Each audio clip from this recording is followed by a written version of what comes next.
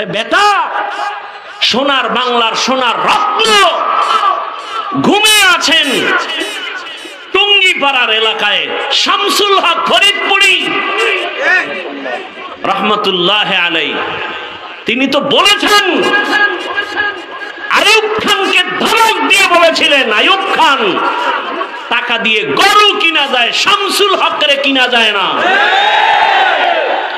সেই শামসুল হক বলেছেন, পৃথিবীর সব মানুষ পাগল, একটা মানুষও পাগল ছাড়া নাই। কেউ টাকার পাগল, কেউ ক্ষমতার পাগল, কেউ নারীর পাগল, কেউ গাড়ির পাগল, কেউ বাড়ির পাগল। কথা বলেন না কেন? যে ক্ষমতার পাগল ও ঘুমাইয়াও দেখে ক্ষমতা, নামাজে দাঁড়াইয়াও দেখে ক্ষমতা। যে নারীর পাগল সে 24 ঘন্টা নারী নারী জিকির আর ফিকির। যে বাড়ির পাগল 24 ঘন্টা তার বাড়ি বাড়ি জিকির আর ফিকির। এই সব পাগলের মধ্যে একদল পাগল আছে, এরা নারীর পাগল না, টাকার পাগল না, ক্ষমতার পাগল না, বাড়ির পাগল না। এই পাগলগুলো শুধুমাত্র আমার আল্লাহ তাআলার পাগল। কার পাগল?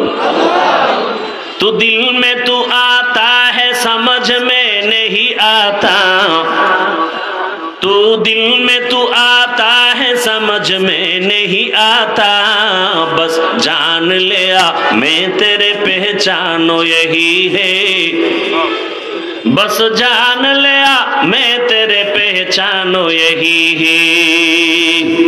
যে টাকার পাগল সে টাকা তালাশ করে, ঠিক নেই? যে ব্যক্তি টাকার পাগল সে টাকা টাকা চায়। যে ক্ষমতার পাগল সে বলে টাকা লাগবে না, ক্ষমতা চাই। যে নারীর পাগল কয় মা বাপ লাগবে না, নারী চাই, ঠিক নেই? আর যে ব্যক্তি আমার আল্লাহ তাআলার আশিক, ওই বান্দা বলে টাকা লাগবে না, বাড়ি লাগবে না, ক্ষমতা লাগবে না, আমি কিছুই চাই না, আমার মালিক মাওলাকে চাই। তেরা আয়না আলমে রঙ্গ বুহে, जिधर दिखता हो उधर तू ही तू है, तेरा आईना आलो में रंग बूहे, जिधर दिखता हो उधर तू ही तू है, हीचे कसदर मुल्के उ अंबाजो ने कौले उरा लहने ने आवाज ने। আল্লাহকে পাওয়ার জন্য আশিক আল্লাহরে কই ভাইবা, আল্লাহরে দেখছুনি? লন্ডন যাইয়া দেখবা, আল্লাহকে কয় না। আল্লাহ দেখার আয়না হলো আল্লাহর সৃষ্টি। কয় বিল্ডিংটা এত সুন্দর, বানানোওয়ালা ইঞ্জিনিয়ার না জানি আরো কত সুন্দর, ঠিক না? বিল্ডিং এত সুন্দর প্রমাণ করে ইঞ্জিনিয়ার কি? কথা বলেন না কেন? আমার আল্লাহ কত সুন্দর, আমার আল্লাহর বানানো আসমানের দিকে তাকায় দেখ, আসমান এত সুন্দর, বানানেওয়ালারও কত সুন্দর। ওলামায়ে কেরাম আলোচনা করেছেন, রবিউল আউয়ালের আলোচনা। আমি আয়াত আর হাদিসের তরজমা বলে কিছু ব্যাখ্যা শোনাবো। যে আয়াত পড়েছি ছোট এক আয়াতের অংশ, লাকাদ কানা লাকুম ফি রাসূলিল্লাহি উসওয়াতুন।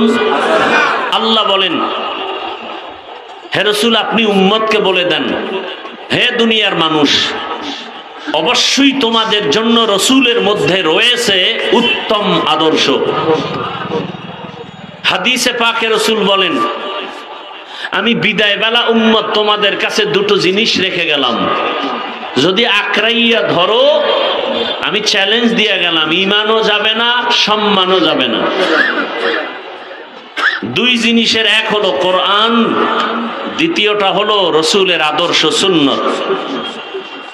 এই দুই জিনিস যারা আঁকড়ায় ধরবে কিয়ামত পর্যন্ত এদের ঈমানও যাবে না, সম্মানও যাবে না। এবার আসেন কিছু ব্যাখ্যা।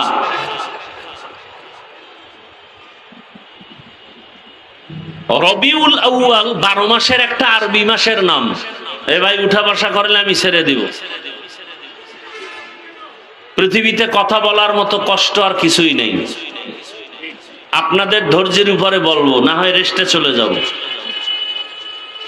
অনবরত কথা বলা এটা আল্লাহর রহমত ছাড়া সম্ভব। আপনি তো মনে করেন খুব সহজ, আসেন তো দেখি।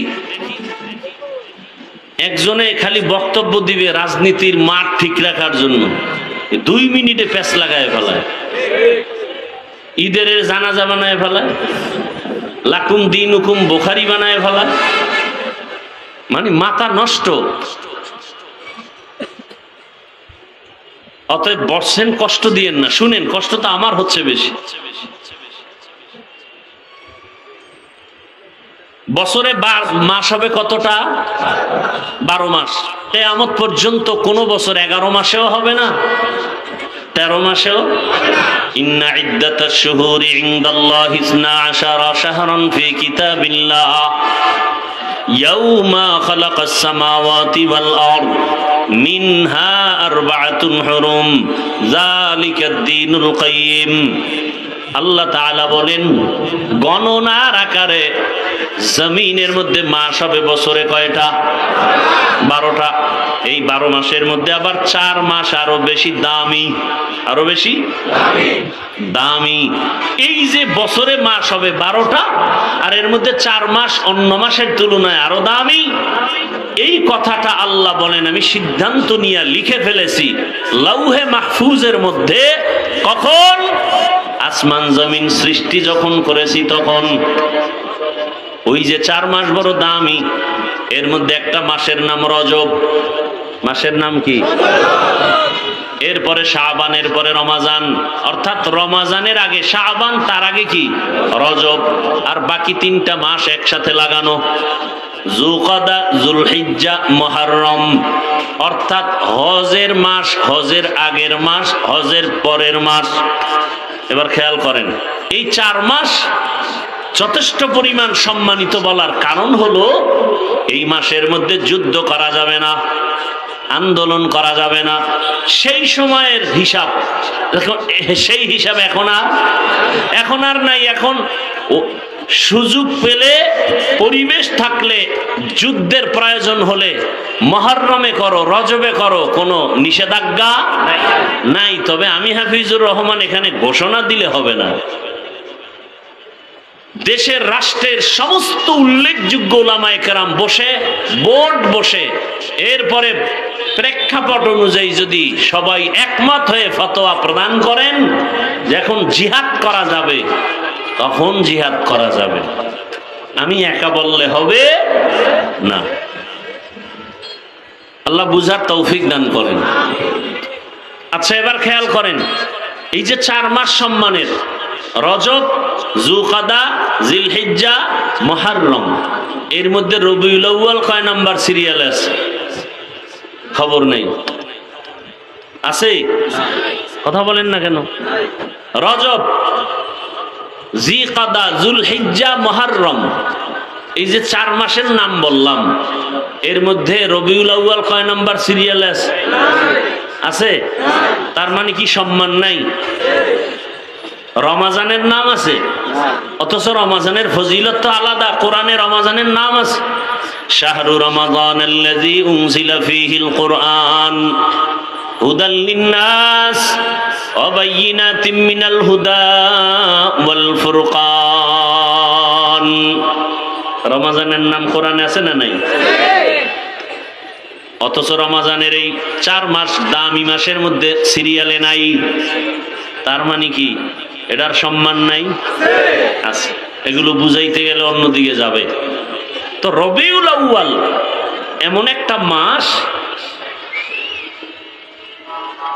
যেই মাসে অধিকাংশ ঐতিহাসিকগণ লিখেছেন সবাই না, রসুল দুনিয়াতে আসছেন, আবার এই রবিউল আউয়ালে রসুল বিদায় নিয়েছেন। তবে রসুল কোন মাসে আসছেন এ নিয়েও অনেক মতভেদ আছে। রমাজানে আসছেন এ কথাও আছে, তবে অধিকাংশ মতামত রবিউল আউয়ালে আসছেন। দিন সোমবার, আসার দিনও সোমবার, যাওয়ার দিনও সোমবার। টাইমও আলাদা, তারিখও আলাদা। আসার তারিখ কেউ বলেন রবিউল আউয়ালের 8, কেউ বলেন 9, কেউ বলেন 11, কেউ বলেন 12, আরো অনেক মতামত আছে। এখন আপনি আমি বলছি এটাই মানতে হবে বিষয়টা এমন না, বরং আরো সহজ হয়ে গেছে। আপনি গুগলে সার্চ দেন রহমতের নবী কোন মাসে আসছেন, কোন তারিখে আসছেন, গুগলে সার্চ দিলে ডিটেলস চলে আসবে। কতটা তারিখ নিয়ে ইখতিলাফ আছে, মতবিরোধ আছে, সব আসবে। অতএব আমার কথা আপনার মানতে বাধ্য না। বাকি আমি স্মরণ করায় দিতেছি, খেয়াল করেন। রবিউল আউয়ালে আসছেন আর গেলেন, দিন কি? সোমবার। আসার টাইম রাত দিনের মধ্যখান, সবহ সাদিক। যাওয়ার টাইম জহুরের নামাজের আগে সোমবার দিন রসুলের ইন্তেকাল। বুধবার দিন গিয়া রাতের শেষ ভাগে তাহাজ্জুদের সময় রসুলের দাফন। রসুলের ইন্তেকাল হলো সোমবার দিন চাষতের সময়, জহুরের আগে। দাফন হবে সাথে সাথে। রসুলের হাদিস, মাইয়তকে দেরি করায় না, কষ্ট পায়, দাফন করে দাও। রসুলের দাফনে দেরি হলো কেন? বুধবার দিন গিয়া রাতের বেলায় দাফন কেন? এটাও ভিন্ন আলোচনা, যদিও সিরাতের আলোচনার অংশ। এখানে লেখা আছে সিরাতুন নবী উপলক্ষে মাহফিল। কি উপলক্ষে? রসুলের শান সম্পর্কে আমরা বাংলাদেশে তিনটা শব্দ বেশিরভাগ দেখতে পাই। আর একটা শব্দ আছে, একটা শব্দ সিরাতুন নবী, আর একটা শব্দ মিলাদুন নবী, আর একটা শব্দ দেখি দাওয়াতুন নবী, আর একটা শব্দ আছে ওয়াফাতুন নবী। কটা শব্দ? ভালো করে খেয়াল করবেন। সিরাতুন নবী, মিলাদুন নবী, দাওয়াতুন নবী, ওয়াফাতুন নবী। প্রথম আপনারা জানবেন অর্থ পরে, এই চারটা শব্দ পৃথিবীর সব থেকে দামি রসুল রহমতের নবীর শানের শব্দ। এটা আগে একমত হন। এই চারটা শব্দ চরমনায়ের হুজুরের শানে ব্যবহার হয়, কোন পীর সাহেবের শানে ব্যবহার হয়। এই চারটা শব্দ মুসা নবীর বেলায় ব্যবহার হয়, ইব্রাহিম নবীর বেলায় ব্যবহার হয়। এই চারটা শব্দ শুধুমাত্র কেবলমাত্র রহমাতুল্লিল আলামিনের শানের শব্দ। তাহলে এক নাম্বার, রসুলকে যারা মোহাব্বত করেন এই চারটা শব্দকে সম্মানের সাথে দেখতে হবে। বুঝাইতে পারিনি? এই চারটা শব্দকে খারাপ বলা যাবে? খুব সাবধান। সিরাতুন নবী ও রসুলের সম্মান সূচক শানের শব্দ। মিলাদুন নবী শব্দটাও রসুলের শানের শব্দ। দাওয়াতুন নবী শব্দটাও রসুলের শানের শব্দ। ওয়াফাতুন নবী শব্দটাও রসুলের শানের শব্দ। কোনো একটা শব্দকে ছোট চোখে দেখা যাবে না। এবার সময় তো আপনারা দিবেন না, বিরক্ত লাগবে, বলবে যে এই ওয়াজ লাগবে না, আপনি যে আগের ওয়াজ করেন এই পুরান ওয়াজ করেন। এক মহা মুসিবত। আবার আলেম ওলামা বলবে যে না, বয়ানে মজা হয়নি। মহা এক মুসিবত। আল্লাহ সবাইকে কবুল করেন। তবে নিজে মুখস্থ করে কিছু বলা যায় না, সব কার তরফ থেকে আসবে? আল্লাহ আমাদের মাহফিল কুদরতের দ্বারা কবুল করেন। মিলাদুন নবী শব্দের অর্থ সংক্ষেপে বলছে, এগুলো ভিন্ন ভিন্ন ব্যাখ্যা। সিরাত এক শব্দ, নবী আর এক শব্দ। দুই শব্দ সন্ধি হলে বলে সিরাত নবী, দুই শব্দ মিলাইলে মাঝখানে আলিফ লাম আসবে, সিরাতুন নবী। সিরাত মানি অবস্থা, সিরাত মানি আদর্শ, নবী মানি যে কোনো নবী। আন নবী বললে রহমাতুল্লিল আলামিন, আর কেউ না। তাহলে সিরাতুন নবী অর্থ কি? আমাদের সুপরিচিত নবীর জীবন আদর্শ। এই চারটা শব্দ সিরাতুন নবী, মিলাদুন নবী, দাওয়াতুন নবী, ওয়াফাতুন নবী কার শানের শব্দ? রসুলের শানের শব্দ। অসম্মান করা যাবে? এক নাম্বার সবক আজকের মাহফিলের। দুই নাম্বার সবক, এই চারটা শব্দের ভিতরে সব থেকে পাওয়ারফুল শব্দ সিরাতুন নবী। সব থেকে পাওয়ারফুল শব্দ বলবেন কিভাবে? ওয়াফাতুন নবী বললে সিরাতুন নবী নাই। শুধু মিলাদুন নবী যদি আলাদা করেন সেখানে সিরাতুন নবী নাই। যদি দাওয়াতুন নবী আলোচনা করেন সেখানে সিরাতুন নবী নাই। আর সিরাতুন নবী মানি এর মধ্যে সব আছে। কথা বলেন না কেন? তাহলে সিরাতুন নবী এই চারটার মধ্যে পাওয়ারফুল শব্দ। আমি কোনো পক্ষ বিপক্ষ বুঝি না, আমি রসুলের পক্ষ বুঝি, সোজা কথা। আমি রসুলের আশেক, আমি রসুলের আদরের দাড়িওয়ালা আশেক, আমি রসুলের চাহিদা মতে টুপিওয়ালা আশেক, আমি রসুলের আদেশ মতে পাঁচ ওয়াক্ত নামাজওয়ালা আশেক। যারা নামাজ পড়ে না আশেক নামের ভণ্ড।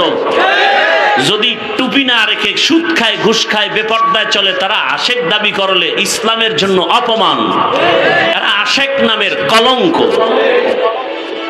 জমিনে রসুলের আশেক ছিলেন খাজা মাইনুদ্দিন চিশতি আজমিরি, বড় আশেক বড় পীর আব্দুল কাদের জিলানী, খাজা মাইনুদ্দিন চিশতি, শাহজালাল, শাহপরান, শাহ মখদুম, শাহ আলী, খানজাহান আলী, নিজামুদ্দিন আউলিয়া, কুতুবুদ্দিন বখতিয়ার কাকি, আব্দুল কুদ্দুস গাঙ্গুহি, এরকম যারা যারা আছে বলেন তো এদের দাড়ি ছিল না? এ মঈনুদ্দিনের ভক্ত দাড়ি কই? শাহজালালের পর্দা করেন নাই, নামাজ পড়েন নাই, তো শাহজালালের ভক্তরা নামাজ পড়েন না কেন? তাহলে আপনারা ভুয়া আশেক, ভণ্ড আশেক, আমরা নামাজি দাড়িওয়ালা টুপিওয়ালারা হাকিকতে আশেক। বাকি আমাদের কোনো সাইনবোর্ড লাগানোর প্রয়োজন নাই।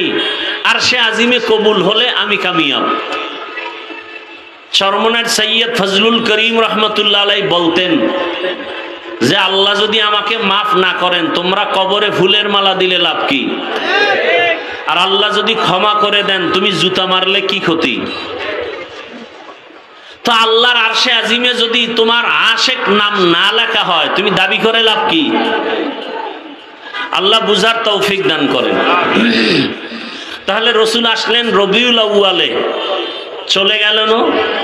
বলেন না কেন ভাই? মাঝখানে সময় গেল কতদিন খবর নাই। আসলেন রবিউল আউয়ালে, চলেও গেলেন রবিউল আউয়ালে, মাঝখানে সময় কাটলো কতদিন? এখন আমি প্রশ্ন করব তাদেরকে যারা বলে রসুল কখনোই মরে নাই, আছে না নাই? আর এক দল বলে রসুল যে একবার মইরা গেছে আর জিন্দাই হয় নাই। ধর্ম নিয়ে বাড়াবাড়ি, শ্রেষ্ঠ দেশ বাংলাদেশ, কথা ঠিক না? এবং কিলাকিলিও বেশি। এই যে মদিনা মক্কা ঘুরে আসলাম, কেউ নামাজে হাত বুকে বাঁধে, কেউ নাবির নিচে, কেউ হাত সাইডে দিয়ে দাঁড়ায় রয়েছে, কেউ কেবলার দিকে পাও দিয়ে ঘুমায়, একামতের সময় উঠা নামাজে দাঁড়ায় গেছে, ওযু নাই, এগো দিল পরিষ্কার। কেউ দেখলাম খোদার কসম তাকায় দেখতেছি সেজদা দিতেছে, সেজদায় গিয়ে একটা পকেট থেকে কাঠের টুকরা বের করে কপালের নিচে দেয়। ইবলিস সেজদা করে জমিন নাপাক করছে, এই জন্য ওরা জমিনে সেজদা দেয় না, কাঠের উপরে দেয়। কেউ জোরে আমিন বলে, কেউ আস্তে বলে। এত যে লাইনের মুসলমান মক্কা মদিনায় ঝগড়া লাগছে কতদিন, কিলাকিলি কইরা মারা গেছে কেউ। সোনার বাংলায় এত ঝগড়ার বরকত কেন? কে জোরে আমিন বললো, কে আস্তে আমিন বললে নিয়ে দ্বন্দ্ব। মসজিদ পর্যন্ত আলাদা, কারা 8 রাকাত তারাবি পড়ে, কারা 20 রাকাত পড়ে, নিয়ে দ্বন্দ্ব করে, মসজিদ আলাদা।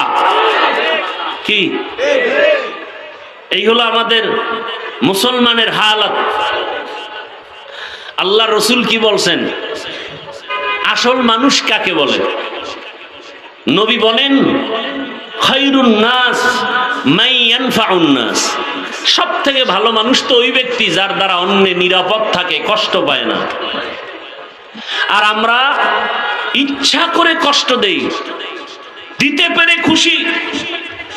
অমুখের এমন কথা বলছি, জাগাত কান্দে দিছি, এটা আমার মতো বেদ্যবের দ্বারা সম্ভব কেউ পারতো না।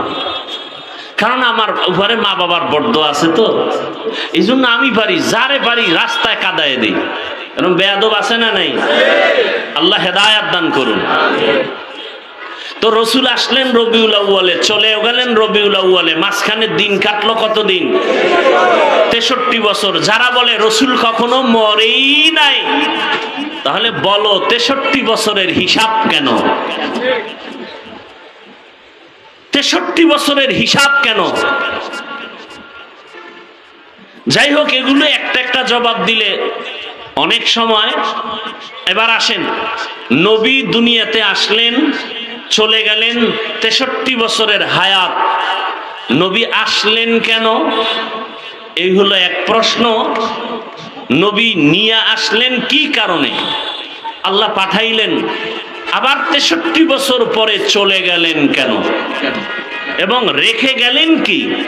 এই টোটাল মূল আলোচনা দুই কথা, নবী নিয়ে আসলেন কি, রেখে গেলেন কি। বাংলায় তার সংক্ষেপ 1 মিনিটে জবাব। নবী দুনিয়াতে আসলেন উত্তম আদর্শ নিয়া, আর রেখে গেলেন দুইটা জিনিস, একটা হলো কোরআন আর একটা হলো রসুলের প্রেসক্রিপশন 23 বছরের সুন্নতি আদর্শ। তাহলে নিয়ে আসলেন কি, শেষ। এই 1 মিনিটও হয় না শেষ। নবী নিয়ে আসলেন কি, উত্তম। রেখে গেলেন কয় জিনিস, কোরআন আর রসুলের সুন্নাহ, কোরআন আর সুন্নাহ। মনে থাকবে তো ইনশাআল্লাহ। এবার বিস্তারিত, রসুল কি নিয়ে আসলেন, উত্তম আদর্শ। উত্তম আদর্শ বলতে কি, এ নিয়ে 2-4টা কথা, এরপরে দোয়া। আল্লাহ তাআলা রসুলের আদর্শ সম্পর্কে বলেছেন সব থেকে দামি আদর্শ, ইন্নাকা লাআলা খুলুকিন আযীম। রসুলের আদর্শ কত উত্তম, কত দামি। বলে রসুলের আদর্শ এত দামি যার কোনো তুলনা নাই। দুনিয়াতে আরো আরো বহু আদর্শ আমরা দেখেছি। আব্রাহাম লিঙ্কনের আদর্শ, মাও সেতুনের আদর্শ, লেনিনের আদর্শ, কালমার্সের আদর্শ, প্লেটোর আদর্শ। এক কথায় দুনিয়ার সব আদর্শ নাপাক, একমাত্র মদিনার রসুলের আদর্শই হলো পাক। দুনিয়ার সব আদর্শ পাক কাট্টা। বলেন না কেন? দুনিয়ার সবার আদর্শ কি নাপাক? কেন? ও মানুষটাই নাপাক, ওর দেমাগ নাপাক, ও খায়ও নাপাক। 3 বেলা ভাত খাইয়া যারা বিড়ি টানে, ওর দেমাগটা কত পাক। 3 বেলা খাইয়াও যাদের মদ পান করতে হয়, ওর দেমাগ পাক না নাপাক? নাপাক দেমাগ কারণেই তো বউরে মা কয়। কি মদ পান করার পরে কেউ জিকির করছে? বলেন।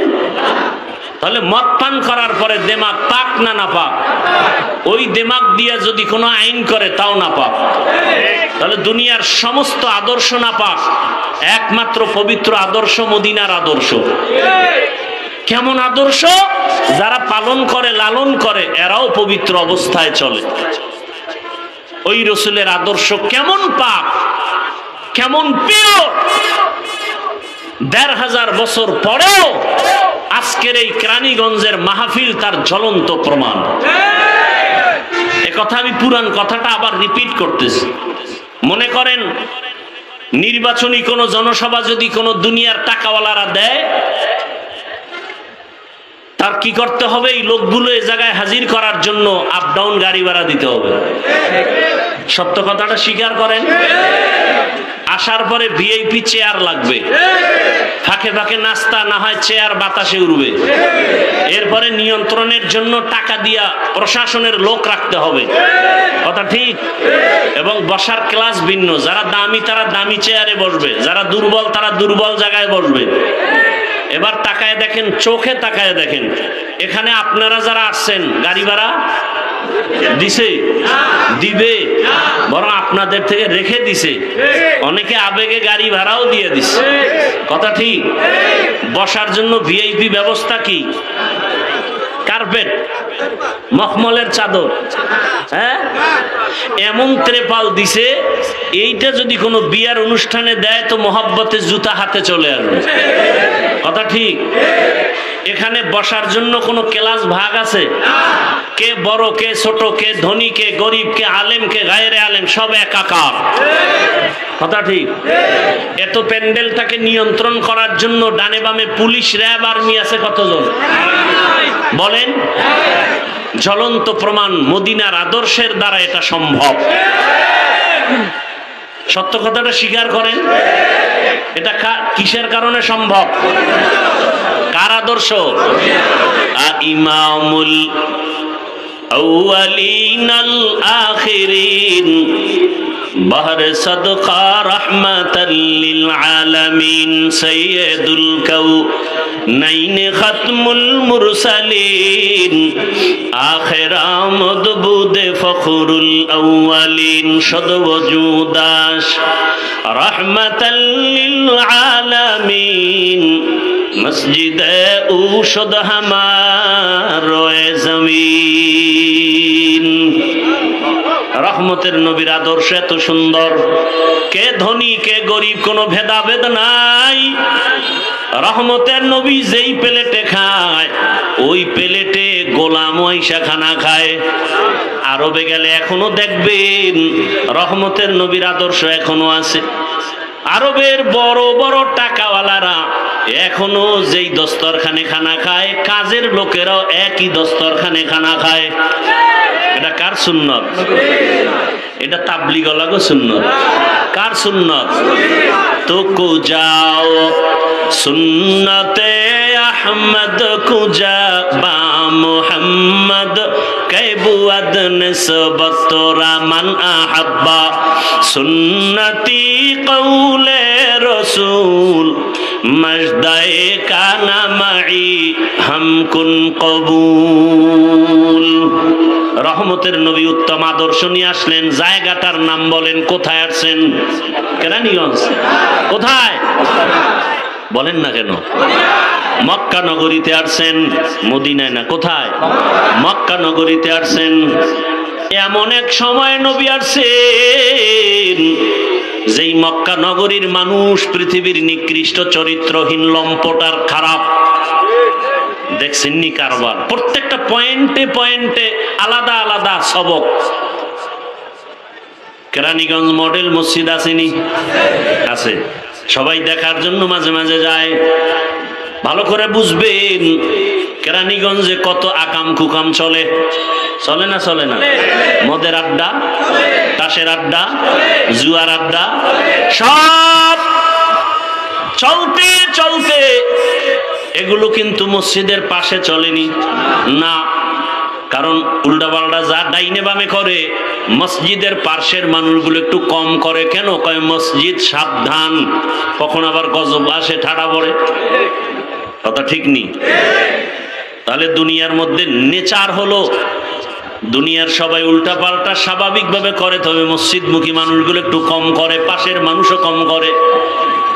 দুনিয়ার সব মানুষ খারাপ হতে পারে চূড়ান্ত, কিন্তু বাইতুল্লাহর পাশের মানুষ খারাপ হলেও তো অন্যদের তুলনায় কম হবে, কিন্তু না। ইতিহাস বলে পৃথিবীতে মক্কার পাশের মানুষের মতো খারাপ আর নাই। এত বড় দামি ঘরের পাশের মানুষ এত খারাপ কেন? আর ঘরটা কেমন দামি? বাইতুল মুকাররমের মতো দামি। ইন্না আউয়ালা বাইতি উযিআ লিন-নাস লাল্লাযী বিবাক্কাতা মুবারাকাও ওয়া হুদা মুবারাকাও ওয়া হুদাল লিল আলামিন। জমিনের মধ্যে আল্লাহ একটা ঘর বানাইছেন, বাইতুল্লাহ, হেদায়েতের ঘর, ইবাদতের ঘর। কেমন দামি একটা ঘর! যেই ঘরের দিকে প্রথম নজর যে দিবে, নজরটা পড়া মাত্র মালিকের কাছে যা চাইবে সাথে সাথেই কবুল। আরো আস্তে করে বলুন। বাইতুল্লাহ এমন একটা দামি ঘর, ঢুকিয়া কেউ সীমানায় ঢুকে যদি কেউ বলে, একবার বলে আল্লাহ, সাথে সাথে 1,00,000 বার আল্লাহ বলার সওয়াব পেয়ে যাবে। আতিনা ফি দারে দুনিয়া না হাসান, আতিনা ফি দারে উকবানা হাসান, ইয়া গিয়াসাল মুস্তাগীসিন আহদিনা লফতিখারা বিন উলুমে ওয়াল গিনা। হর গড়ি দে ने को तू तैयार है, जू न मांगे उससे तू बेजार है। বাইতুল্লাহর সীমানা কদ্দুর জানেননি? যারা আমরা তওয়াফ করি হাজী সাহেবরা, ওই তওয়াফের জায়গা জেদ্দা এয়ারপোর্টে নামার পরে মক্কায় যারা রওনা করেন, আপনারা দেখছেন রাস্তার উপরে এরকম একটা রেহাল আছে, বিশাল বড় রেহাল, দেখছেন নি? ওই রেহালের ভিতরে ঢুকলেই সে বাইতুল্লাহর সীমানায় ঢুকলো। বাইতুল্লাহর দেওয়ালের পাশে বসে যদি একটা সেজদা দেয়, যে ফল পাবে, রেহালের মধ্যে ঢুকে একটা সেজদা দিলে 1 লক্ষ সেজদার সওয়াব পেয়ে যাবে। এরকম চারদিকে সীমানা নেওয়া, এই পুরা সীমানাটা নিরাপদ কিয়ামত পর্যন্ত। ওই সীমানায় কোনো কাফের, কোনো বেঈমান ঢোকা হারাম। কোন অপরাধী যদি হাজারো মানুষকে হত্যা করে ঢুকে যায়, আল্লাহর আইন হলো ওই সীমানায় থাকা অবস্থায় চোখের গরম দিয়েও তাকানো যাবে না, হারাম। কারণ এই জায়গাটা হলো নিরাপদ। ওয়াত্তিনি ওয়াজ্জাইতুন ওয়া তুরি সিনিন ওয়া হাযাল বালাদিল আমিন। আল্লাহ শপথ করেছেন তিনের কসম, জৈতুনের কসম, তুরে সিনার কসম, নিরাপদ শহর মক্কা নগরীর কসম। এমন একটা দামি ঘর, যে ঘরের দিকে শুধু তাকাইয়া থাকবে, অনবরত কিছু বলবে না, শুধু তাকাইয়া দেখবে আল্লাহর ঘর। আমল নামায় শুধু সওয়াব আর সওয়াব, কারণ অল টাইম হলো আল্লাহর রহমত ওখানে অবতীর্ণ হয়।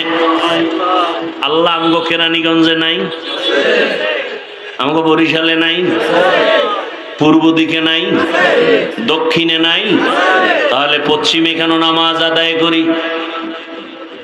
হ্যাঁ, পশ্চিমে কেন? কাবা হলো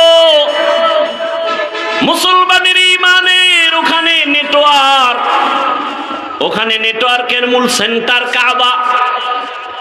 আগের দিনে রেডিও সেন্টার চালাইতো না গ্রামে, কথা কন না কেন? আচ্ছা, রেডিওর খবর দিলে রেডিওটা যদি ঢাকার দিকে মুখ না করে তাহলে আওয়াজ হয় না, ঘুরায় যদি দেয় অন্যদিকে আওয়াজ নেই। বিষয় কি? সেন্টারের সাথে সম্পর্ক নাই। মুসলমানের ইমানের মূল সেন্টার কই? কাবা। আল্লাহর অল টাইম ওখানে আল্লাহর কুদরতের রহমত অবতীর্ণ হয়। রহমতের নবীর জন্মভূমি, এত বড় দামি এক জায়গা। পৃথিবী নামক গ্রহটা আল্লাহ বানাইছেন, আগে বানাইছেন কাবার স্থানটা, এরপরে বাকি জায়গা পৃথিবীর মধ্যখান জায়গা।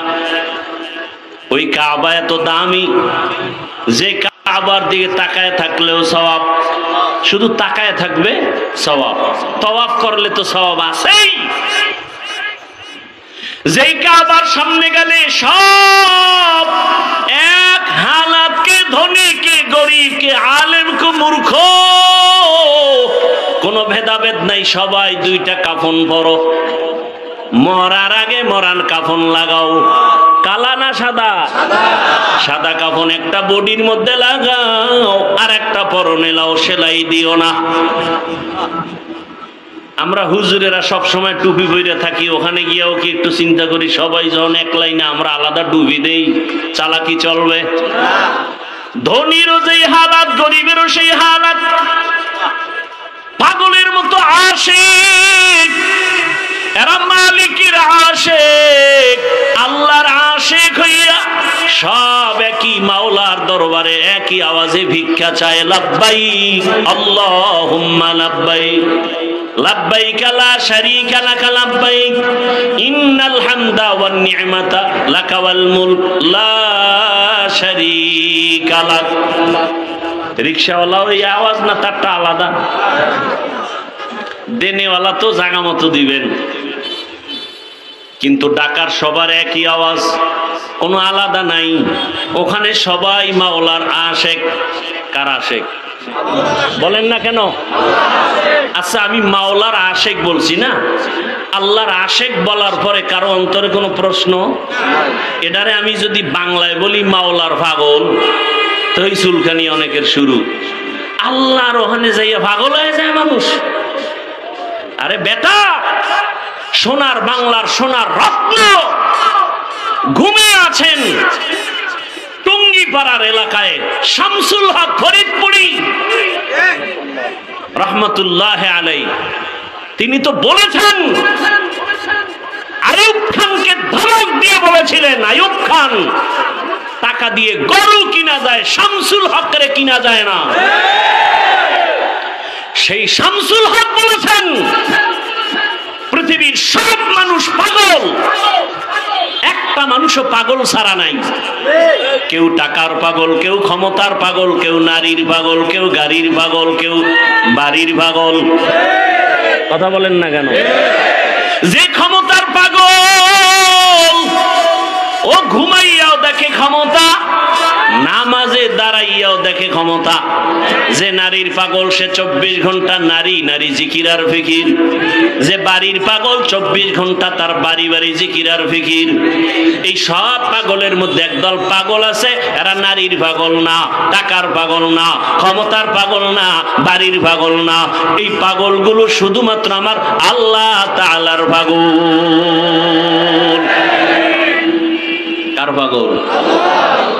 तू दिल में तू आता है समझ में नहीं आता, तू दिल में तू आता है समझ में नहीं आता, बस जान लिया मैं तेरे पहचानो यही है, बस जान लिया मैं तेरे पहचानो यही है। যে টাকার পাগল সে টাকা তালাশ করে, ঠিক নেই? যে ব্যক্তি টাকার পাগল সে টাকা টাকা চায়। যে ক্ষমতার পাগল সে বলে টাকা লাগবে না, ক্ষমতা চাই। যে নারীর পাগল কয় মা বাপ লাগবে না, নারী চাই, ঠিক নেই? আর যে ব্যক্তি আমার আল্লাহ তাআলার আশিক, ওই বান্দা বলে টাকা লাগবে না, বাড়ি লাগবে না, ক্ষমতা লাগবে না, আমি কিছুই চাই না, আমার মালিক মাওলাকে চাই। তেরা আয়না আলমে रंग बू है, जिधर दिखता हो उधर तू ही तू है, तेरा आईना आलो में रंग बू है, जिधर दिखता हो उधर तू ही तू है, हीचे कसदर मुल्के उ अंबाजो ने कौले उरा लहने ने आवाज ने।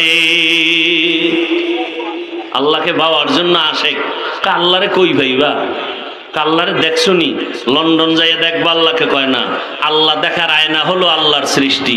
কয় বিল্ডিংটা এত সুন্দর, বানানোওয়ালা ইঞ্জিনিয়ার না জানি আরো কত সুন্দর, ঠিক না? বিল্ডিং এত সুন্দর প্রমাণ করে ইঞ্জিনিয়ার কি? কথা বলেন না কেন?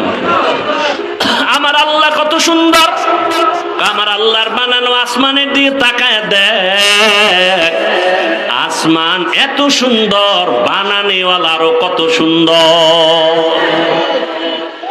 আল্লাহর বানানো জমিন এত সুন্দর, বানানেওয়ালা আল্লাহ কত সুন্দর। এগুলো নিয়ে যারা গবেষণা করে, করতে করতে করতে করতে দেওয়ানা হয়ে যায়। এরে জমিন এত সুন্দর, বানানেওয়ালা কত সুন্দর, তার একটু দেখতে মনে চায়, তার একটু দেখতে মনে চায়। তখন বান্দা আল্লাহর মহব্বতে পাগল পারা হয়ে যায়। একটা নারীর পিছনে পাগল হইয়া দুনিয়ার সব ছাইরা দেয় একটা পুরুষ, ঠিক নেই? অথচ ওই নারীর ঘামের মধ্যে কি মেশকের ঘ্রাণ আছে? আমার মাওলার কুদরত দেখা আশেক কেন পাগল পারা হবে না? ওই বাইতুল্লাহর সামনে গিয়ে ঘুরে আর আওয়াজ দেয় লাব্বাইক, তোমার আশেক হাজির। চোখের পানি ছেড়ে কান্নার আওয়াজ। একবার সিজদায় পড়ে কাঁদে, আবার দৌড়ায়, আবার পাথর মারে। পাগলামি চলতেছে, মাওলার মহব্বতের পাগলামি। ভাইরা আমার, রহমতের নবী ওখানে আসলেন। এই সংক্ষেপ জবাব, এত খারাপ হওয়ার কারণ হলো এরা মুরব্বী হারা ছিল। ঈসা নবী চলে গেছেন, রহমতের নবী আসছেন, মাঝখানে কত বছর প্লাস? 500 বছর প্লাস। মুরব্বী নেই।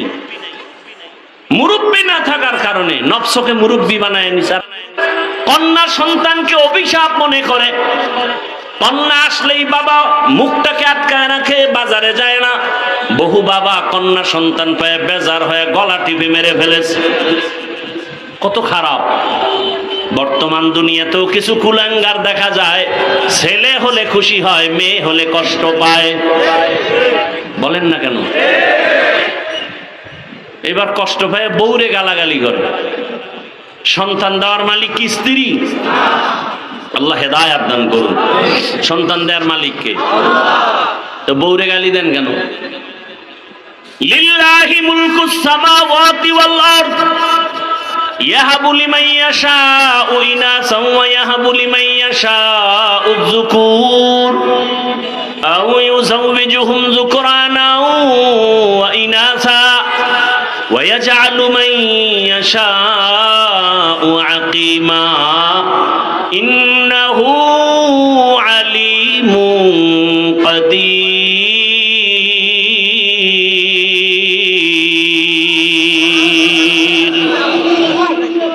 আল্লাহ তাআলা বলেন, আসমান জমিনের মালিক আমি চাইলে কাউকে ছেলে দেই, কাউকে মেয়ে দেই, কাউকে কোনোটাই দেই না, কাউকে দোনোটাই দেই। ক্ষমতা কার? দেখছেননি এখানে বান্দার কোনো হাত আছেন? বান্দারা চেষ্টা করলো ট্যাবলেট খাওয়াইয়া সন্তান কমাও, স্লোগান লেখা দিছে, ছেলে হোক মেয়ে হোক দুটোর বেশি নয়, একটা হলে ভালো হয়। ঠিক নেই? যখন এই স্লোগান শুরু করছে ওই দিন থেকে আমার মাওলার কুদরতের চাবিও শুরু হয়ে গেছে, একসাথে 4 সন্তান। আল্লাহর সাথে পাল্লা দিয়ে কেউ পারছে? এই শিক্ষিত বাবারা বলেন তো, সন্তান কমানোর মিছিলে বলেন তো কি পরিমাণ জনসংখ্যায় আমার দেশের মানুষ কমছে না বাড়ছে? তো ট্যাবলেট কই? ওয়ামাকারু ওয়ামাকারাল্লাহ ওয়াল্লাহু খায়রুল মাকিরিন।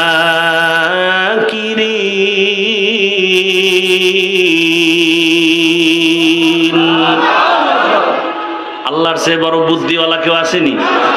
আরে মিয়া, তুমি কত বুদ্ধিজীবী! মাওলাকে নিয়ে গবেষণা করার বুদ্ধির জীবী তো তোমার নাই। বেশি চালাকি করবা, ভেতরের জীবী হ্যাং হয়ে যাবে। হ্যাং হয়ে গেলেই তো বলে আল্লাহ বলতে কিছু নাই। এরে নবীর আশিক, রহমতের নবী আপনাদের এলাকায় উদাহরণ এভাবে দেয়, আপনাদের কেরানীগঞ্জ এলাকায় কোথাও হঠাৎ করে মদের আড্ডা শুরু হয়ে গেছে, জুয়ার আড্ডা। এলাকার কিছু যুবকরা দৌড়ে এসে এলাকার হুজুরদের ডাকছে, আলেম ওলামাকে ডাইকা বলে, হুজুর শুনে যান, কেরানীগঞ্জ এলাকায় এখনো অমুক জায়গায় নাচ গান চলে, মদের আড্ডা চলে। তাহলে কি করবো? কয় ফিরাইতে হবে। হুজুরে কয় তোমরা বাবা আমি যেখানে, না না না যাই না, পরিবেশ না, তাদের পরিবেশটা তৈরি করো। যারা মোটামুটি ইমানওয়ালা তাগোকে আগে গিয়া তোরা পরিবেশ কর, তারপরে আমরা হুজুরের আসবো। চূড়ান্ত খারাপ জায়গায় হুজুর যাবে? কথা বলেন না কেন? তাহলে মক্কার মানুষ এতটাই খারাপ, এমন জায়গায় শ্রেষ্ঠ রসুলকে পাঠাইলেন কেন? নবীকে তো একটু কম জায়গায় পাঠাইবেন যেখানে কম খারাপ। আল্লাহর কুদরত আলাদা, রোগী যত বড় ডাক্তারও তত বড়। ইমামুল আউয়ালিন আল আখিরিন বহরে সাদকা রাহমাতাল লিল আলামিন। রহমতের নবী আসলেন সুবহ সাদিকের সময়। রহমতের নবী আসা মাত্র মক্কার পরিবেশ কেমন যেন পাল্টায় গেল। আম্মা জান আমেনা বলেন, দুনিয়াতে বাচ্চা গর্ভে আসলে মহিলার মাথা ব্যথা করে, পেট ব্যথা করে, কত রোগ, আমার কোনো রোগ হয় নাই। দুনিয়াতে বাচ্চা আসে, রক্ত যায়, কত ব্যথা চিৎকার, আমার কিছুই হয় নাই।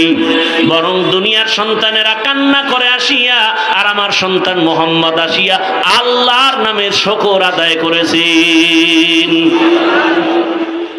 আর রহমতের নবী আসা মাত্র এতটা আলো বিচ্ছুরিত হতে লাগলো, অনেক দূর পারস্য এলাকা।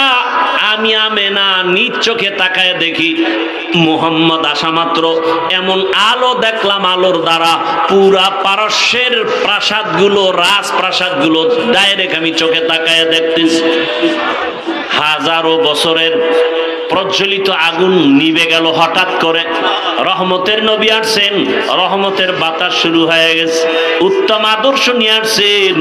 রহমতের নবী 63 বছর হায়াত পাইলেন। এই হায়াতের মধ্যে কোনোদিন এমন এক পরিবেশ, নবীর ডানেও দুশ্মন, বামেও দুশ্মন, সামনে পেছনে দুশ্মন, আপন জনেরাও। দুনিয়াতে একটা সন্তান আসার পর আপন হয় তার মা বাবা, আর কেউ তেমন আপন না। কিন্তু আমার মাওলা পাকের কুদরত, রহমতের নবীকে পাঠাবার আগে আব্বা জানকে নিয়ে গেলেন। রহমতের নবী আফসোস করে কাঁদে দুনিয়াতে আসিয়া। একদিন বাবা বলে ডাক দিতে পারি না, আমি ইয়াতীম। 6 বছরে আমি মা হারাইয়াও বড় অসহায়। বাবার কবর দেখতে গিয়া মাকেও হারিয়ে ফেলেছি। আমার 8 বছরে দাদা আব্দুল মুত্তালিবও চলে গেছেন। এখন আমার কেউ নাই, কার কাছে মনের দুঃখ বলবো? এত বিপদ, আমার ডানে বামে কেউ নাই। এই আমার বংশের লোকেরা পারে না, আমাকে মেরে ফেলবে। কতবার জবাই করার ষড়যন্ত্র চক্রান্ত করলো। এরে দুনিয়ার মানুষ, আল্লাহ আমাকে এমন কঠিন কঠিন পরীক্ষা নিলেন। এত নেওয়ার কারণ হলো ভালোবাসার ব্যক্তিটাকে তো পরীক্ষা বেশি নিবেন, এরপরে সম্মান তো কম দেন নাই। এরে নবীর আশিক, নবীর দুশ্মন যারা গালি দেয়, নবী হাসি মুখে বুকে লাগায়, কাউকে দূরে ঠেলেন না, গালিও দেন না। নবী গালি শুনতেছেন, গালির জবাবও দেন না। রহমতের নবীর কোনো হায়াতে একটা গালির কোনো কথা ইতিহাসে নাই। কেমন মায়ার নবী আমার, চিনলা না, যদি চিন্তা নামাজ ছাড়তে পারতা না। কেমন মায়ার নবী আমার, রহমতের নবী হায়াতে কোনোদিন কাউকে একটা মিথ্যা কথার আসর লাগান নাই। রহমতের নবী আমার কোনোদিন চোখ দুইটা গরম করে কারো দিকে তাকান নাই। কারণ মায়ার নবীর চোখে এতটাই পাওয়ার, যদি গরম চোখে তাকায় জাগায় লোকটা পুড়িয়া ছাই হয়ে যাবে। রহমতের নবী কোনোদিন গরম চোখে কারো দিকে তাকান নাই। নবী আমরা বয়ান করতে করতে গলা শেষ, তলা শেষ, মাইয়া বলার হিসাব নেওয়ার টাইম নাই, ঘুমানোর টাইম নাই, দৌড়াইতেছি গাধার মতো। এত মেহনত, এত বয়ান। 1 ঘন্টা করলে কয় বয়ানই করে নাই, টাকা লয়ে দৌড়ায় গেছে। 3 ঘন্টা করলেও কয় মন ভরে নাই। এত বয়ান, আর আমার রহমতের নবীর কোনো বয়ান লাগে না। আমার নবী আসছে, চেহারা দেখে আর কথা শুনে, ব্যবহার দেখে বেঈমান কালেমাওয়ালা হয়ে যায়। দুশমন আইসা নবীরে মারবে, তাকাইয়া কয় না, তার চেহারার মধ্যে তো দুশ্মনী কোনো ছাপ নাই। জঙ্গলের প্রাণীরাও বড় আশিক। ওরে কেমন মায়ার নবী, সব নবী রাসূল আমার আল্লাহ তাআলার আশিক। আর আল্লাহ বলেন আমি একা আল্লাহ মুহাম্মদের আশিক। ব্যবধান আছে না নাই? সব নবী কার আশিক? আল্লাহর। আর আল্লাহ কার আশিক? রহমতের নবীর আশিক।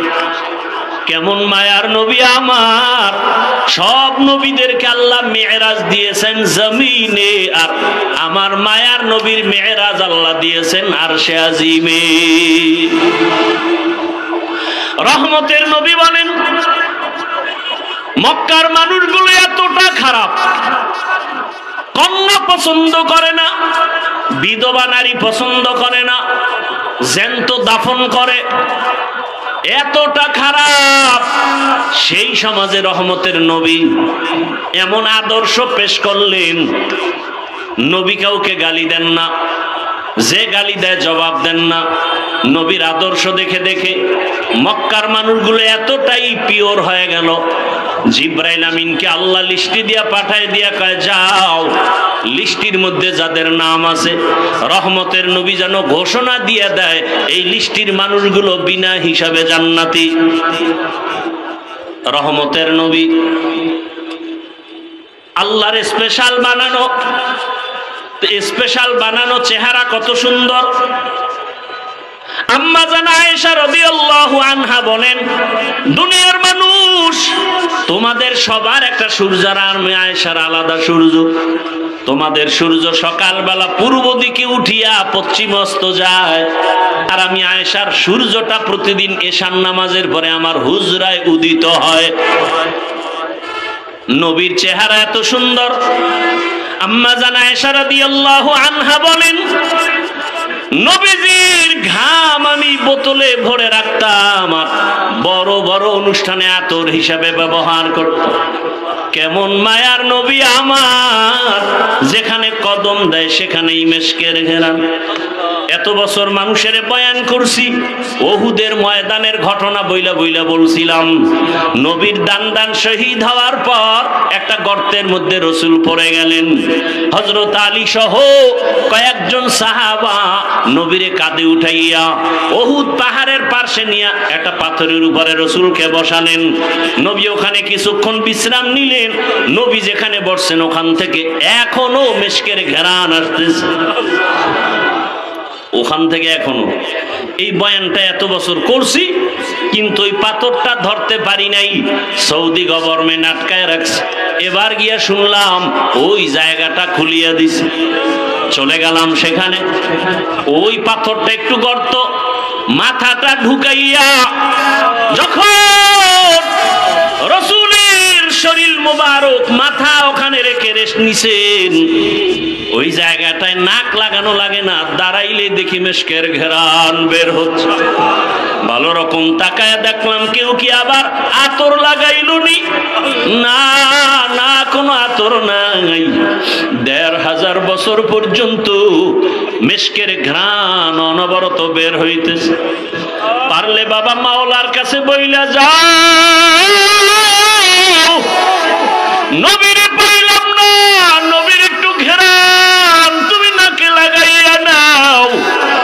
আর নবীর ঘেরান যদি নাকে চাও, সুন্নতের মালা গলায় লাগায় দাও।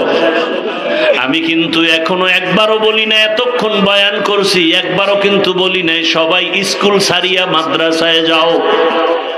একবারও বলি নাই টুপি লাগাও, একবারও বলি না আমার মতো দাড়িওয়ালা হও, একবারও বলি না চাকরি ব্যবসা সারিয়া তাবলিগে যাও, চরমনাই যাও, পীরের কাছে যাও।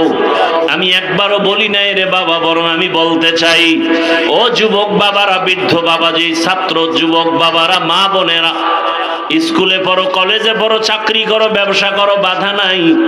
আমি পরামর্শ দিব, ওখানে থাইকা জান্নাতের পথটাকে রেডি করে ফেলো। বলবা এটা কেমন করে সম্ভব? আল্লাহ বিবেক দিছে, বিবেকটাকে প্রশ্ন করে দেখো। ও যুবক, তোমার মতো যুবক নবীর আশিক, স্কুলে পড়ে, কলেজে পড়ে, ৫ ওয়াক্ত নামাজ পড়ে, আছে না নাই? তোমার বিবেকটাকে জিজ্ঞাসা করো, বলো তুমি কেন পারবা না?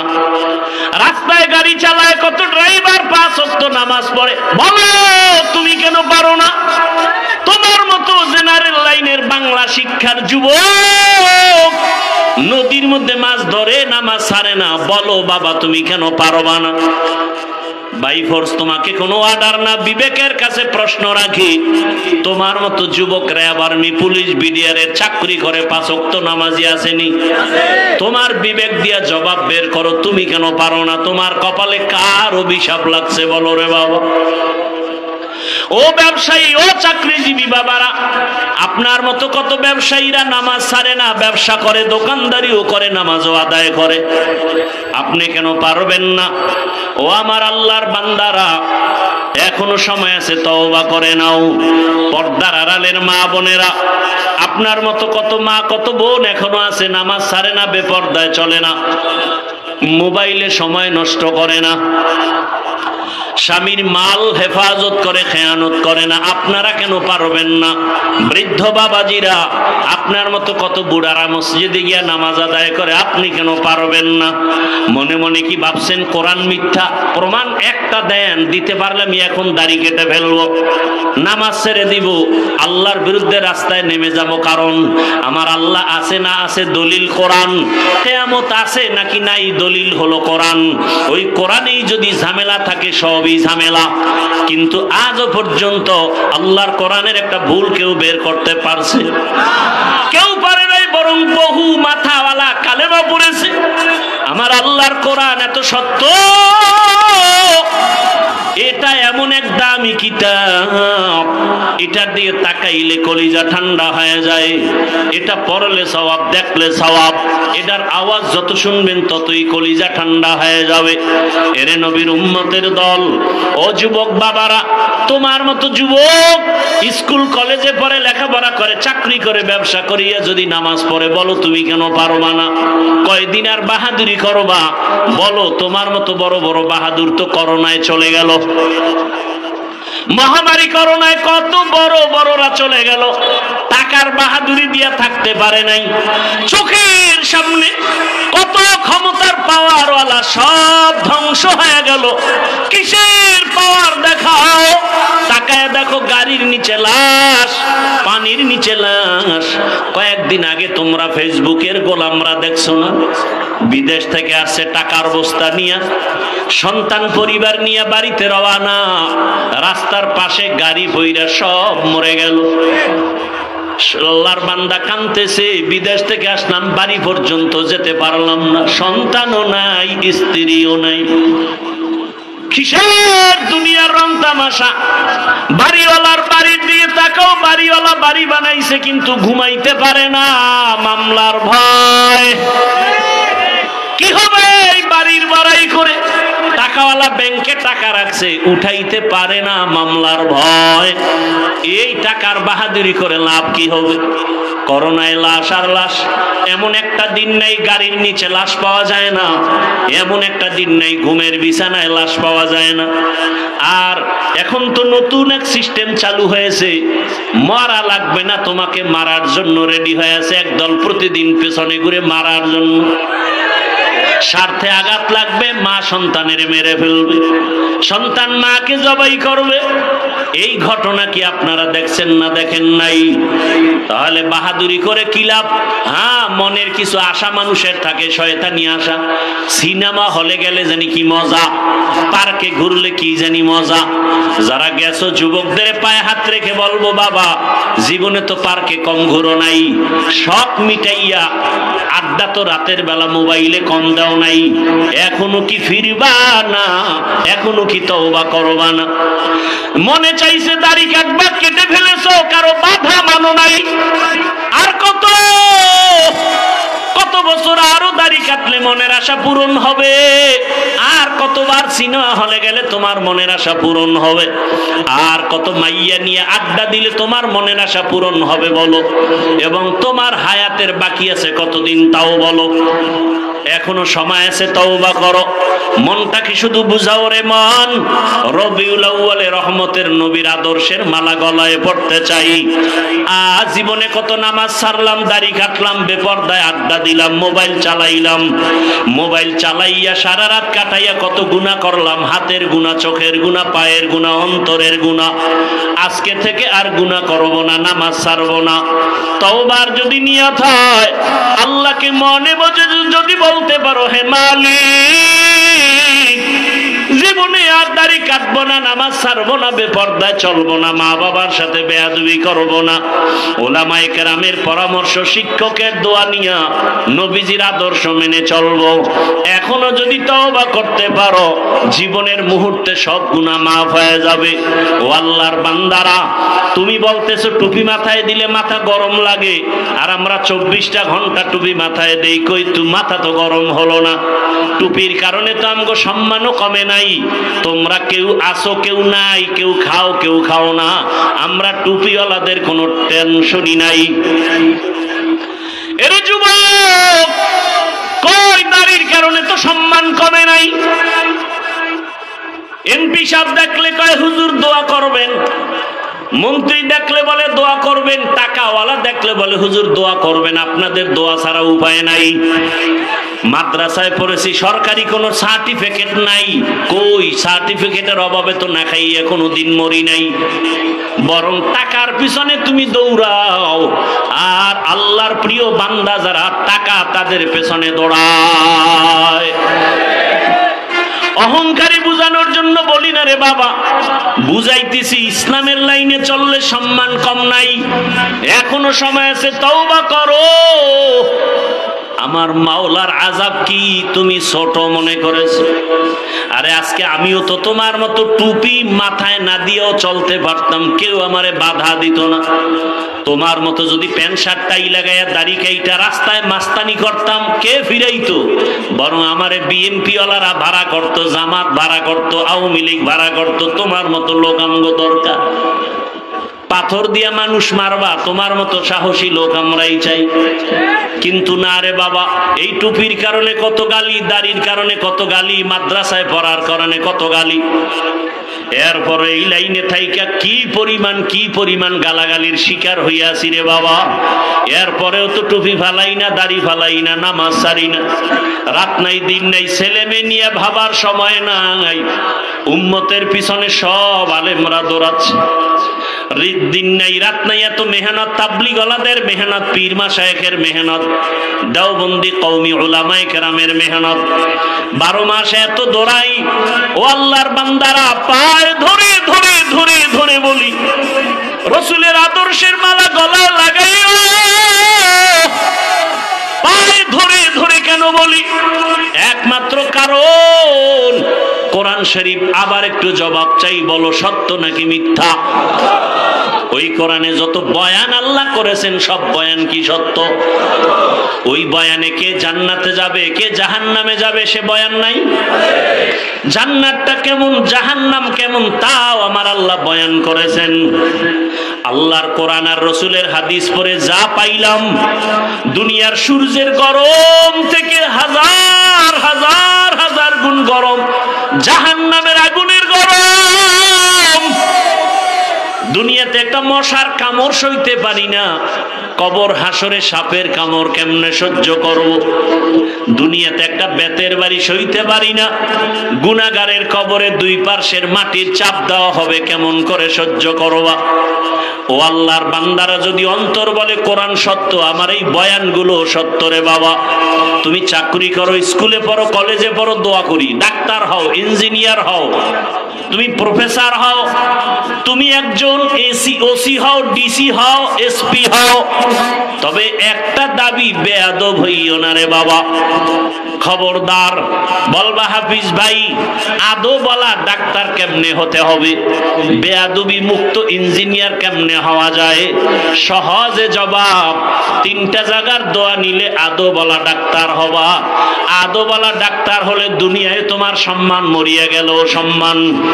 আদো বলা ডাক্তার হওয়ার জন্য 3টা দোয়া নিবা, 3 জায়গা থেকে। দোয়া নিতে না পারলেও বেয়াদবি করবা না, মরার আগে কপাল শেষ হয়ে যাবে। 1 নাম্বার জায়গা পিতা মাতার দোয়া, ওখানে বেয়াদবি করবা, তুমি ডাক্তার হলেও জুতার বাড়ি দুনিয়াতেই পাবা। এরে নবীর উম্মত। 2 নাম্বার শিক্ষকের দোয়া, ওখানেও যদি বেয়াদবি করো বিদ্যার জগৎ থেকে হারিয়ে যাবা। 3 নাম্বার আদর্শ ঠিক রাখার জন্য, চরিত্র ভালোর জন্য উলামায়ে কেরামের দোয়া, ওখানেও যদি ঝামেলা করো চরিত্র কোনোদিন ভালো হবে না। যারা মা বাবার সাথে বেয়াদবি করে, এরা আলেমের সাথেও বেয়াদবি করে। যারা শিক্ষকের সাথে বেয়াদবি করে, এরা লেখাপড়ার জগৎ থেকে হারিয়ে রাস্তায় উলঙ্গ হয়ে ঘুরে। অতএব যুবক, তুমি ডাক্তার হও বাধা নাই, ইঞ্জিনিয়ার হও বাধা নাই, তবে আদো বলা হও, বেয়াদবি করিও না। বহু ডাক্তার আছে কত সম্মানের, কত মহাব্বতের, কত সুন্দর ব্যবহার, সালাম না দিয়া কথা বলে না। ও যুবক, ওই মা বাবার দোয়া, শিক্ষকের দোয়া, উলামায়ে কেরামের দোয়া নিয়ে সামনে আগাও। আজকে তাকায় দেখো, তোমার মতো যুবক ঢাকা কলেজে লেখাপড়া করে, মাথায় পাগড়ি, বড় দাড়ি, বড় জামা, পেছন দিক দিয়ে তাকাইলে মনে হয় মসজিদের খতিব। যদি জিজ্ঞাসা করি তুমি মসজিদে কোথায় নামাজ পড়াও, আমি আরবি তো ভালো করে জানি না, কিসের নামাজ পড়াবো? তোমার এই হালাত কেন? তুমি কই যাও? বলে ঢাকা কলেজে পড়ি। তুমি যে ঢাকা কলেজে ক্লাস করো, এই পাগড়ি রেখা, টুপি রেখা, কয় হ্যাঁ, সমস্যা হয় না? কয় না। ক্লাসে তোমার শিক্ষক শিক্ষিকা নাই? কয় আছে। কিছু বলে না? কয় দোয়া করে যে আমাদের ছাত্র ছাত্রীদের মধ্যে এই ছেলেটা বড় ভদ্র, বড় নম্র, বড় সভ্য। মাঝে মাঝে জিজ্ঞাসা করি, বাবা তুমি যে ঢাকা কলেজে এই পাগড়ি নিয়ে যাও, তোমার ক্লাসের মধ্যে মেয়েরা নাই? কয় আছে। মাঝে মাঝে সবাই মিলে যখন আড্ডায় যাবে আমারে দাওয়াত দেয়, আমি ইস্তেগফার করি। জবাব দেওয়ার আগে আল্লাহর কুদরত, আমার ক্লাসের মেয়েরা জবাব দিয়া বলে, ডিস্টার্ব করিস না, ও আল্লাহর পথে আছে, ওরে ছাইরা দে, আমরা চল। এইভাবে আমি চলতেছি রে বাবা। অতএব আমি যে কথাটা মেসেজ দিতে চাই, আমি একবারও বলি না তোমার মাদ্রাসায় যেতেই হবে, তাবলীগ করতেই হবে না, বরং মা বাবার দোয়া, শিক্ষকের দোয়া, উলামায়ে কেরামের দোয়া পরামর্শ নিয়া স্কুলে পড়িয়াও জান্নাত পাওয়ার পথ আছে না নাই? কলেজে পড়িয়া জান্নাত পাওয়ার পথ আছে না নাই? ওই জায়গায় থাকিয়া দাঁড়িয়ে রাখো, নামাজ পড়ো, মা বাবার খেদমত করো, আর জীবনে কারো হক নষ্ট করিও না, গালি দিও না, জবান দিয়া কষ্ট দিও না। ডাক্তার হলেও তোমার জীবন ধন্য, ইঞ্জিনিয়ার হলেও তোমার জীবন ধন্য। আজকে যদি এই মানসিক অবস্থা নিয়ে আমার দেশের কলেজের ছেলেরা এসপি হয়, ডিসি হয়, আমার দেশে আমগো আর আন্দোলন করা লাগবে না। নামাজি ডিসি থাকলে কোরআনের বয়ান চলবে, অনুমতি লাগবে না। এরে নবীর উম্মত, এখনো সময় আছে, তওবা করো। আল্লাহর কাছে মনে মনে বলো, হে মালিক, জীবনে তো গুনাহ কম করি নাই, ও আল্লাহ, সূর্যের গরম সহ্য করতে পারি না, জাহান্নামের আগুনের গরম কেমনে সহ্য করব? আয় আল্লাহ, তুমি আমাকে মাফ করে দাও। মনে মনে আল্লাহকে ডাকো। হে যুবক বাবারা, আল্লাহকে বলো, হে আল্লাহ, জীবনে যত গুনাহ করেছি আজকে থেকে তওবার নিয়ত করে ফেললাম। মরিয়া গেল, তুমি তো রিজিকের মালিক, হায়াতের মালিক, ইজ্জতের মালিক। আর নামাজ ছাড়বো না, দাড়ি কাটবো না, বেপরদায় চলবো না, মা বাবার সাথে বেয়াদবি করবো না, ওস্তাদের দোয়া নিয়ে, শিক্ষকের পরামর্শ, আলেম ওলামার পরামর্শ নিয়ে নবীর আদর্শ মেনে চলবো। তওবা করার মতো যদি অন্তর তৈরি হয়, খাঁটি তওবার নিয়ত যাদের আছে, দুটো হাত আমার আল্লাহকে দেখাইয়া দাও। আয় আল্লাহ, হাতগুলো কবুল করে নেন, তওবা কবুল করে নেন, তওবার উপরে মজবুত হয়ে চলার তৌফিক দান করেন, আমিন। আলহামদুলিল্লাহি রাব্বিল আলামিন, ওয়াসসালাতু ওয়াসসালামু আলা সাইয়্যিদিল আমবিয়া ওয়াল মুরসালিন ওয়া আলা আলিহি ওয়া আসহাবিহি আজমাইন। ইয়া আরহামার রাহিমিন, ইয়া আরহামার রাহিমিন। যাদের আয়োজনে আজকের এই মাহফিল, ওলামায়ে কেরাম, এলাকাবাসী, যুবক, বৃদ্ধ, ব্যবসায়ী, চাকরিজীবী, শ্রমিক, প্রত্যেককেই আল্লাহ পাকে খেদমতের বরকতে দুনিয়াতে শান্তি, পরকালে মুক্তির ব্যবস্থা করে দিন। আল্লাহ মাহফিলকে কবুল করেন। কি মনে হয় আমিন কবুল হবে না? আল্লাহ মাহফিলের বরকতে গোটা দুনিয়ার মুসলমানের ঈমান, আমল, ইজ্জতের হেফাজত করেন।